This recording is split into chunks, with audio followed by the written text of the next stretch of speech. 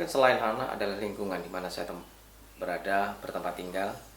Kebetulan tempat tinggal saya ini berdekatan dengan masjid. Kalau orang Jawa bilang ungkur-ungkuran. Nah, hampir setiap hari saya ini mendengarkan suara azan. Dari mulai subuh, siang hari, zuhur, asar hingga maghrib. Bahkan ketika bulan Ramadan ini hampir tiap hari orang ngaji ini membuat hati ini rasanya kok ayem, hati ini rasanya kok tenang gitu. Di tengah pergolakan batin yang saya alami, karena mungkin saya masih kekeh mempertahankan diri saya dalam status sebagai seorang Nasrani, sementara keluarga saya Muslim, saya selalu ayem ketika mendengarkan suara lantunan ayat-ayat suci Al-Quran, suara orang ngaji, suara azan.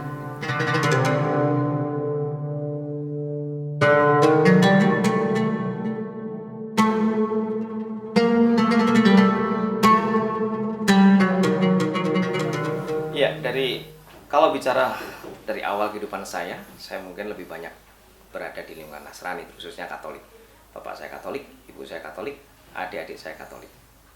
Berada dalam lingkungan Katolik sekian lama, tentu bagi saya secara pribadi ketika saya harus beralih atau hijrah menjadi seorang Muslim, tentu butuh sebuah proses panjang dan tidak pernah terimpikan sama sekali. Dan kondisi itu baru terjadi ketika saya sudah mulai menikah. Tahun 2002, saya mengawali kehidupan saya sebagai seorang suami dari istri saya yang juga seorang Muslim, sementara saya masih berstatus sebagai seorang Katolik. Menikah dengan tata cara ijab kabul, yang notabene saya juga harus mengucapkan syahadat. Tapi mungkin dalam mengucapkan syahadat saya masih dalam sebatas di bibir saja. Sementara hati masih terikat sangat dalam dengan ajaran-ajaran Katolik yang selama ini saya lakukan dari mulai saya TK, SD, bahkan saya sempat mengenyam pendidikan di seminari. Nah, proses panjang yang saya jalani tentu tidak semudah membalikkan telapak tangan ketika saya mengucapkan syahadat kemudian saya menjadi Islam. Butuh waktu cukup panjang. 2002 saya masih menjalani kehidupan sebagai seorang Nasrani. Baru tahun 2012 saya kemudian secara keseluruhan, batin, pikiran, jiwa saya benar-benar menjadi seorang Muslim, meskipun dalam proses-proses awal saya juga masih mengalami sebuah pergolakan yang sangat panjang. Karena saya setelah 2012 saya kemudian menjadi seorang mu'alaf di sebuah masjid, yaitu Masjid Agung Al-Akbar. Waktu itu yang mengislamkan saya adalah Profesor Ahmad Zahro. Nah, setelah itu saya menjalani proses ritual sebagai seorang Muslim, meskipun tentu ini butuh sebuah perjalanan yang tidak mudah untuk kemudian menjalani kehidupan, sholat 5 waktu, pengajian dan lain sebagainya, yang harus mulai saya jalankan ketika saya sudah mengucapkan syahadat dan menjadi seorang Muslim yang sesungguhnya. Proses panjang ini terus saya jalani hingga kemudian saya mempunyai anak, 2 orang anak, laki-laki semua, dan anak saya sejak kecil sudah secara tidak langsung mungkin ketika berada dalam kandungan dan kemudian ketika dilahirkan, ada mertua saya yang mengucapkan azan di telinga si anak-anak saya, sehingga anak-anak saya pun mengikuti ajaran Islam dari mulai kecil hingga kemudian menjadi dewasa. Hal yang paling membuat saya begitu tergerak hati saya untuk menjalani kehidupan seorang Muslim adalah tak kala anak-anak saya menanyakan, kenapa saya tidak sholat? Kenapa papa kok tidak sholat? Kenapa papa kok tidak beribadah bersama-sama dengan mereka? Nah, ini pertanyaan dari seorang anak yang begitu polos, yang begitu suci, ini membuat hati saya bergulanya luar biasa. Dan inilah yang kemudian membawa saya pada sebuah perenungan, apa iya saya harus tetap bertahan kekeh terhadap ajaran yang saya anut, ataukah saya kemudian bisa melihat sesuatu yang lebih dari kehidupan untuk kemudian bersama-sama dalam satu bahtera rumah tangga menjalani kehidupan yang sama dengan istri, dengan anak dalam satu perahu yang dinamakan perahu Muslim atau perahu Islam, untuk kemudian bersama-sama hidup sebagai seorang Muslim sejati dalam sebuah keluarga.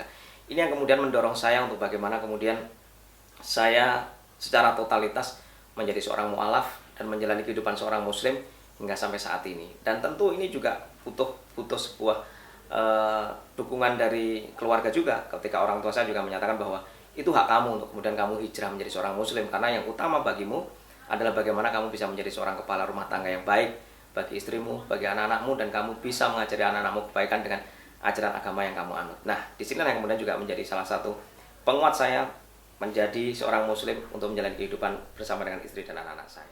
Ya, saya menjalani kehidupan sebagai seorang pastor, tepatnya ketika saya setelah lulus dari kuliah, saya sempat menginginkan hidup sebagai seorang biarawan, menjadi seorang pastor.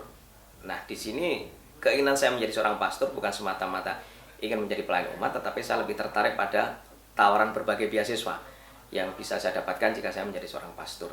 Nah, ini yang kemudian mendorong saya untuk menjalani kehidupan sekolah di sebuah seminari hingga kemudian berproses menjadi seorang calon pastor, hingga pada saatnya saya menemukan kenyataan bahwa saya sebenarnya tidak pas ketika menjadi seorang calon imam, mengingat saya hanya termotivasi terhadap keinginan diri saya pribadi, bukan keinginan untuk melayani umat. Sementara kalau menjadi seorang imam, khususnya imam Katolik, seorang pastor atau seorang romo, tentu effort ataupun hal utama yang mereka tonjolkan adalah bagaimana mereka berproses untuk menjadi seorang pelayan umat.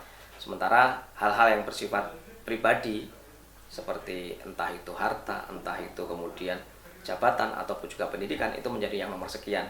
Sementara saya kebalik, dan akhirnya ini yang menjadi istilahnya membuat saya tidak lulus untuk dalam proses-proses selanjutnya untuk menjadi seorang pastor. Dan waktu saya masuk menjadi seorang calon pastor, keluarga juga memberikan kemerdekaan kepada saya. Kalau kamu ingin menjalani hidup sebagai seorang pastor, itu pilihan hidup kamu dan harus kamu bertanggungjawabkan, kamu jalani. Tapi kalau kemudian kamu merasa tidak mampu, ya lebih baik kamu mengundurkan diri atau kamu keluar, daripada kamu nanti malah merusak nilai-nilai yang sudah bagus, nilai-nilai yang sudah baik di dalam seminari ataupun juga di dalam ajaran-ajaran agama Katolik. Karena itu saya kemudian memutuskan bahwa wah, ini daripada nanti saya malah merugikan semua orang, Pak Faisal, merugikan keluarga, merugikan agama, merugikan ajaran saya memutuskan untuk menjadi seorang awam dan menjalani kehidupan seperti orang biasa dan tidak lagi mencoba bertahan di tengah upaya saya membangun sebuah egoisme, mendapatkan gelar, mendapatkan titel sarjana, mendapatkan hal-hal dengan berpijak pada sebuah ajaran untuk menjadi seorang pemimpin umat. Tentu ini akan sangat rugi nanti umatnya kalau kemudian saya ternyata lebih egois untuk memikirkan bahwa saya menjadi seorang pemimpin umat, ternyata hanya kemauan pribadi saya untuk sekedar mendapatkan posisi ataupun jabatan. Ya, saya merasa bahwa kehidupan saya sebagai seorang muslim, saya merasa ada keterkaitan yang luar biasa yang saya dapatkan terhadap Sang Pencipta, Sang Khalik. Saya sholat 5 waktu. Saya juga menjalani ritual-ritual lainnya seperti mungkin sholat duha, sholat tahajud, puasa Senin Kamis, dan lain sebagainya, yang secara tidak langsung ini membangun sebuah kekuatan rohani bagi saya yang menghubungkan saya dengan Sang Maha Kuasa, Allah Subhanahu wa Ta'ala. Dan disinilah kemudian saya selalu merasa bahwa ada rasa tenang, ada rasa damai ketika saya berhadapan dengan sebuah persoalan, ketika saya berhadapan dengan sebuah kesulitan dalam kehidupan saya merasa sangat-sangat dekat dengan Allah Subhanahu wa Ta'ala. Saya bawa dalam sholat saya bawa dalam sholat tahajud saya bawa dalam puasa saya menemukan bahwa kenyamanan yang luar biasa, dan saya merasa tidak pernah lagi merasa sangsi ataupun takut dalam menjalani kehidupan ini. Meskipun ada kesulitan di depan mata saya, ada hal-hal yang kemudian membuat saya merasa sakit hati, merasa saya kecewa dan lain sebagainya, saya percaya bahwa di iman yang saya yakini saat ini sebagai seorang muslim, saya mendapatkan sebuah keterdekatan yang luar biasa dengan Allah Subhanahu wa Ta'ala. Mungkin itu yang menjadi saya berada dalam situasi di mana saya menjadi seorang Nasrani yang tiap pekan harus ke gereja, sementara istri saya hampir tiap hari selalu rajin ke masjid. Kebetulan rumah kami berdekatan dengan masjid. Pagi hari dia sudah bangun, kemudian ke masjid untuk sholat subuh. Kemudian kalau pas siang hari, kebetulan dia pas libur di rumah juga menjalankan sholat duhur, asar, hingga kemudian maghrib dan juga isya. Ketika bulan Ramadan tiba, dia juga harus menjalankan ritual untuk sholat taraweh. Kemudian juga menjalani tadarus dan lain sebagainya di masjid. Dan itu dilakukan seorang diri. Waktu itu kami belum punya anak. Sementara saya di rumah lihat TV, saya di rumah baca koran, sementara istri saya rajin untuk beribadah. Batin saya melihatnya juga, aduh, istri saya kok ke masjid sendirian, sementara orang-orang lain bersama suaminya, bersama anak-anaknya. Nah, proses itu terus berjalan. Saya mencoba bertahan di kehidupan saya sebagai seorang Nasrani, hingga kemudian ada anak-anak saya. Pergulakan semakin kuat ketika anak-anak saya sejak kecil, ketika mulai bisa, kebetulan anak-anak saya sekolah dari mulai kecil ada di sekolah Islam, mulai TK sudah berada di sekolah Islam, jadi dia sudah terbiasa dengan ajaran-ajaran untuk sholat tepat waktu dan lain sebagainya. Nah, itu ya semua yang membimbing istri saya. Jadi saya hanya di rumah lihat istri saya ke masjid, anak-anak saya ke masjid. Nah, ini menjadi sebuah hal yang dalam diri saya sangat menyiksa. Tapi saya juga belum menemukan jalan bagaimana kemudian saya mau melepaskan agama saya untuk kemudian hijrah menjadi seorang muslim. Ini saya belum menemukan sebuah kekuatan untuk kemudian menjalani atau keberanian untuk kemudian berpindah hijrah dari Nasrani sebagai seorang Katolik menjadi seorang muslim. Saya belum menemukan itu. Baru setelah berjalan kurang lebih 10 tahun, akumulasi dari rasa yang begitu menyiksa ini akhirnya mendorong saya kemudian mengikhlaskan diri untuk kemudian menjalani kehidupan sebagai seorang muslim, menjadi kepala keluarga muslim dan juga bertanggung jawab terhadap kehidupan keluarga saya dalam sebuah bahtera rumah tangga muslim. Nah, inilah yang kemudian membuat saya, ya istilahnya kalau orang sekarang ngomong ini Pak Faisal apa, menjadi orang tatak untuk kemudian hijrah menjadi seorang muslim bersama dengan istri dan anak-anak saya. Dan alhamdulillah sampai dengan hari ini saya semakin dikuatkan, semakin diteguhkan baik dengan keluarga saya yang notabene hari ini masih berbeda dengan saya. Orang tua saya kebetulan masih Nasrani semua, tapi mereka sangat support dengan apa yang saya jalani saat ini. Adik-adik saya juga, dan kemudian istri juga demikian. Kemudian lingkungan saya juga sangat welcome terhadap keberadaan saya, meskipun saya sebagai seorang mualaf atau mungkin muslim anyaran, tapi mereka sangat welcome dengan mengajak saya berbagai kegiatan, beraktivitas di masjid dan lain sebagainya. Nah, ini akhirnya menjadi kekuatan saya yang sampai dengan hari ini menguatkan saya untuk menjalani kehidupan sebagai seorang muslim. Ya, mungkin selain anak adalah lingkungan di mana saya berada, bertempat tinggal. Kebetulan tempat tinggal saya ini berdekatan dengan masjid. Kalau orang Jawa bilang ungkur-ungkuran. Nah, hampir setiap hari saya ini mendengarkan suara azan dari mulai subuh, siang hari, zuhur, asar hingga maghrib. Bahkan ketika bulan Ramadan ini hampir tiap hari orang ngaji ini membuat hati ini rasanya kok ayem, hati ini rasanya kok tenang gitu. Di tengah pergulakan batin yang saya alami, karena mungkin saya masih kekeh mempertahankan diri saya dalam status sebagai seorang Nasrani, sementara keluarga saya muslim, saya selalu ayem ketika mendengarkan suara lantunan ayat-ayat suci Al-Quran, suara orang ngaji, suara azan. Dan tanpa saya sadari, saya seringkali terbawa dalam situasi bahwa iki kok enak ya, aku kok krungu koyo ngene iki kok rasanya hatiku ayem tante. Ya apa nek kemudian aku misalnya hijrah ke dalam ajaran mereka, aku duwe kepercayaan sing anyar yang harus saya jalani. Saya yakin bahwa kenyamanan yang saya dapatkan ketika saya mendengarkan suara azan, kenyamanan ketika saya mendengarkan suara lantunan ayat-ayat suci ini akan semakin menguat ketika saya masuk ke dalam agama Islam itu sendiri. Bukan hanya sebagai orang yang menikmati suara azan, tetapi bagaimana kemudian saya menjadi bagian dari mereka. Nah, ini akhirnya benar-benar membuat saya terdorong untuk kemudian mengikrarkan diri sebagai seorang muslim. Nah, pada waktu saya sempat menceritakan ini kepada teman saya kantor itu tidak wis ojo nunggu suwe-suwe, ayo nek atimu wis awakmu wis kepengin ndang hijrah, ayo tak terke. Dan ketika itu saya diantarkan ke Masjid Al-Akbar Surabaya, dan kebetulan alhamdulillah seperti jalannya itu sudah disiapkan. Jadi prosesnya itu saya sampai ke Masjid Al-Akbar, kemudian ditemui pengurus masjid, kemudian esok harinya saya langsung dijanjikan untuk bisa diakadkan sebagai seorang muslim, menjadi seorang mu'alaf. Dan waktu itu alhamdulillah juga ada Profesor Ahmad Zahro, salah satu tokoh muslim di Surabaya dan juga di Masjid Al-Akbar, yang kemudian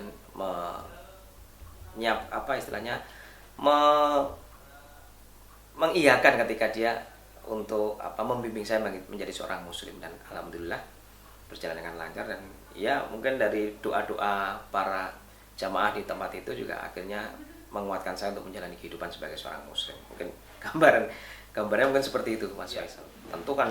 Tentu hal yang paling saya laksanakan pertama dan menjadi sebuah tantangan yang begitu berat adalah bagaimana saya bisa menjalankan sebuah kewajiban sebagai seorang muslim, yaitu sholat 5 waktu, dan kemudian juga menjalankan kehidupan sebagaimana orang muslim, puasa, dan juga kegiatan-kegiatan yang lainnya. Tentu ini bukan sebuah hal yang mudah ketika saya harus melafalkan Quran, di mana lidah saya mungkin terlalu kaku.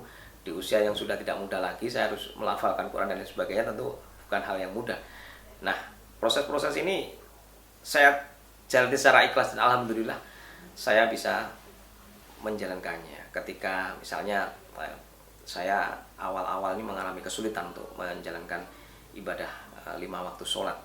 Satu sisi saya masih bingung tata cara sholat itu seperti apa, berwudu itu seperti apa. Nah, ini menjadi sebuah tantangan yang begitu berat bagi saya. Tapi saya yakin bahwa ada kemauan pasti ada jalan. Dan saya selalu mengikuti dan belajar dari semua orang, termasuk belajar dari OB kantor, belajar dari tukang parkir yang ada di kantor waktu itu, dan juga teman-teman. Nah, misalnya mau sholat duhur tiba, saat sholat duhur tiba, saya pasti teman-teman yang ada di kantor yang belum sholat, saya ajak sholat bareng.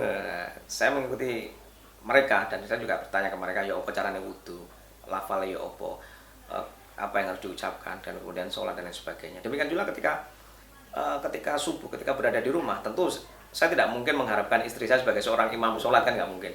Jadi saya selalu bangun lebih awal. Ketika masjid masih melakukan puji-pujian, saya sudah bangun, kemudian langsung bersiap ke masjid untuk bisa ikut sholat jamaah di masjid untuk subuh. Hal-hal ini yang kemudian menjadi tantangan bagi saya yang harus jalan-jalani. Ya alhamdulillah dalam jangka waktu 1, 2, sampai 3 tahun akhirnya semuanya sudah bisa saya jalani, dan kemudian menjadi rutinitas yang kemudian terbawa hingga sampai saat ini. Jika dengar suara adzan, jika sudah masuk waktu sholat, saya ini selalu ngoprak-oprak orang-orang di sekitar saya, entah itu anak-anak saya, entah itu teman saya, untuk bareng-bareng sholat, karena saya merasa terbiasa dengan apa yang saya jalankan di waktu awal-awal sebagai seorang muslim. Jadi tantangan itu akhirnya menjadi sebuah kebiasaan yang menurut saya menjadi, ya alhamdulillah, menjadi sebuah kebaikan bagi saya dan keluarga saya untuk senantiasa menjalankan ibadah sholat khususnya tepat pada waktunya. Jadi gini, ada hal yang menarik Bang Faisal. Ketika saya pulang ke Solo, ini kebetulan keluarga saya Nasrani semua, Katolik semua. Tentu saya akan kebingungan untuk mencari tempat untuk sholat di rumah, terutama yang pasti mungkin sajadah nggak ada, sarung nggak ada, dan lain sebagainya. Tapi ternyata pemikiran saya itu keliru. Ketika saya pulang ke Solo, ternyata ibu saya itu di rumah sudah menyiapkan sarana-sarana bagi saya untuk sholat. Ada sarung, ada sajadah, dan juga di rumah tuh, di kamar saya tuh sekarang ada tempelan kiblat. Jadi saya tidak bingung. Nah, sebelumnya kan saya bingung kalau mau sholat ini, ya apa nih aku bisa mulai yang Solo, sarung nggak ono, sajadah nggak ono, kiblat yang aku bingung. Nah ternyata kebetulan kalau rumah di Solo ini agak jauh dari masjid Mas Faisal, jadi saya butuh sebuah panduan untuk di awal-awal bahwa sholat kiblatnya kemana, dan nah ini akhirnya sama orang tua saya dibuatkan tulisan arah kiblatnya, sarung dan lain sebagainya, dan ini akhirnya menjadi, saya merasa wah ternyata keluarga saya ternyata menghormati apa yang saya lakukan untuk menjadi bagian dari keluarga saya secara seutuhnya, menjadi seorang muslim, dan ternyata mereka sangat membantu saya, mensupport saya untuk menjalankan ibadah. Bahkan ibu saya ini sering ngoprak-oprak kalau saya pulang ke Solo sekarang ini. Misalnya saya sampai pagi itu belum bangun, itu pasti akan doa, tangi subuh seperti itu, untuk kemudian mengingatkan saya untuk tetap sholat tepat pada waktunya. Alhamdulillah sampai dengan hari ini keluarga saya, adik-adik saya ini sangat menghormati saya sebagai seorang muslim. Ketika hari Raya Idul Fitri pasti mereka mengirimkan ucapan, mereka menelpon saya. Kalau sekarang alhamdulillah ada video call, bisa video call mengucapkan ini. Bahkan adik saya itu yang ada di Jakarta seringkali mengirimkan baju, mengirimkan sarung atau sajadah ketika lebaran tiba. Nah ini menurut saya alhamdulillah buat punya keluarga yang bisa memahami, bisa mengerti, dan tidak kemudian melepaskan anak atau melepaskan keluarga ketika mereka hijrah untuk menjalani sebuah ajaran agama lain. Demikian juga dengan ibu saya, ini selalu mendoakan saya, wis muga-muga le kowe karo keluargamu. Ibu saya ini seorang Katolik tapi bisa menyatakan bahwa semoga kamu bersama dengan istrimu menjadi keluarga yang sakinah, mawaddah, dan warohmah. Saya sampai terkejut, loh ibu saya kok bisa bilang ini. Saya tanya ibu saya, Bu, jenengan kok saged perso sakinah, mawaddah, warohmah itu dari siapa? Ya aku diceritani karo Pak Haji Tiarso. Kebetulan saya punya tetangga namanya Pak Haji Tiarso. beliau ini seorang ulama di Solo, dan kebetulan dia memberitahu ibu saya bahwa kalau orang berkeluarga secara Islam tuh doanya ya sakinah, mawaddah dan warohmah, dan inilah yang seringkali diucapkan ibu saya kalau saya telepon, selalu bilang, semoga keluargamu senantiasa menjadi keluarga yang sakinah, mawaddah, warohmah. Ya ini bagi saya wah luar biasa Mas Faisal, karena ibu saya ternyata secara tulus ikhlas menghargai saya, menghormati saya meskipun saya sudah berpindah agama untuk menjalankan kehidupan sesuai dengan doanya, karena doa ibu ini kan luar biasa. Doa ibu ini kan sebuah kekuatan yang bagi anak itu akan sangat besar artinya bagi kehidupannya. Mungkin itu Mas Faisal. Ya, kalau bapak saya sudah almarhum, sudah meninggal, sudah sekitar 10 tahun yang lalu. Kalau ibu saya alhamdulillah sekarang masih sugeng, dan kalau ibu saya memang saya selalu mendoakan beliau, tetapi untuk kemudian hijrah seperti saya memang agak sulit, bahkan yang mungkin agak berat, karena ibu saya memang dari dulu, dari mulai kecil sudah meyakini agamanya bahwa yang dia jalani selama ini akan membawa kehidupan dia sampai di akhir hayatnya. Sementara adik saya memang kebetulan lingkungannya ini Nasrani semua. Adik saya nomor 1 atau adik saya pas, yang kemudian adik saya nomor Akil yang nomor 3 juga menikah dan kemudian bersama dengan keluarganya, semuanya dalam situasi keluarga yang istilahnya Nasrani semua. Jadi mereka ya, saya nyun sewu kalau mengharapkan mereka untuk kemudian bisa menjadi seperti saya memang agak sulit, bahkan mungkin dapat dikatakan sesuatu yang sangat berat untuk kemudian bisa seperti itu, karena mereka sudah mempunyai kehidupan dan mereka menjalani kehidupan mereka sesuai dengan ajaran-ajaran mereka. Dan saya bisa mendoakan mereka bahwa ya semoga dengan agama apapun mereka akan tetap menjalani sebuah kehidupan yang dipenuhi dengan kebaikan. Mungkin itu Mas.